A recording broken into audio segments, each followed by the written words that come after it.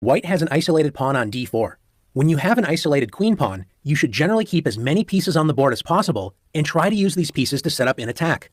A positive of the isolated pawn is that since there are not any pawns on the files next to it, in this case the c and the e files, this means white can often use these files for attack. Rooks are especially useful on these files. When you are defending against an isolated pawn, you do not want to allow it to advance, which opens up more lines for attack and often eliminates the long-term weakness of the isolated pawn.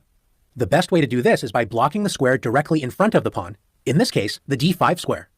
Black is threatening knight b4 to d5 when black blockades white's isolated pawn. With white to play, white plays the important a3, preventing black from playing knight b4. If black still tries to block the isolated pawn with knight d5, notice black's knight is no longer protecting h7, so white can continue to develop and create kingside threats with queen d3. Black either has to waste time retreating the knight back to f6, or create long-term weaknesses on the kingside with a move like g6.